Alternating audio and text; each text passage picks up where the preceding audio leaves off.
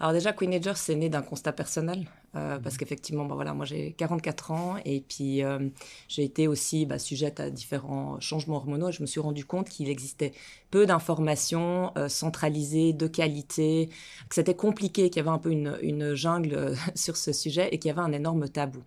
Et en tant que chef d'entreprise, c'est clair que c'est important que la santé des collaborateurs soit au centre de la discussion, parce que c'est complètement lié à la marche des affaires. Puis effectivement, les femmes entre 40 et 60 ans, elles sont à l'apogée de leur carrière, elles ont des postes à responsabilité, elles ont une énorme connaissance. Et ce qu'il faut savoir, c'est que déjà, ça concerne plus de 50% de la population mondiale.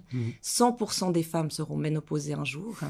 Et 20% d'entre elles vont passer par des symptômes qui seront assez compliqués et qui vont peut-être les amener à décrocher au niveau professionnel, ce qui veut dire peut-être prendre une pré-retraite, diminuer leur temps de travail ou diminuer aussi leur cahier des charges. Donc, il y a vraiment un enjeu économique parce qu'on parle actuellement de pénurie de main-d'œuvre et on a cette force vraiment vive, ces talents féminins qui sont là.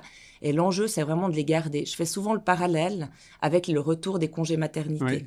Oui. On a pu mettre en place certaines choses pour les jeunes mères pour qu'elles restent et que ces talents restent au sein des entreprises.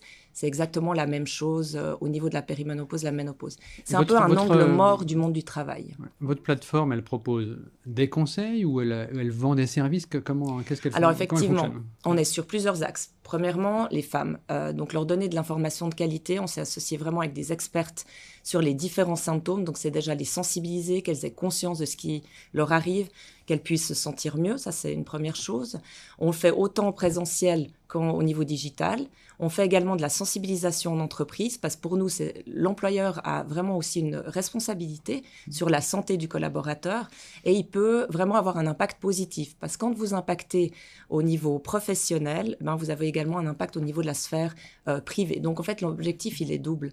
Et actuellement, les patrons d'entreprise, la plupart sont encore des hommes. Si eux ne comprennent pas forcément les enjeux, ça va être compliqué de briser le tabou. Donc, c'est pour ça que nous, on parle beaucoup des alliés, vous, messieurs, parce que vous avez un rôle à jouer en connaissant ce qui se passe et en pouvant mieux aborder la question.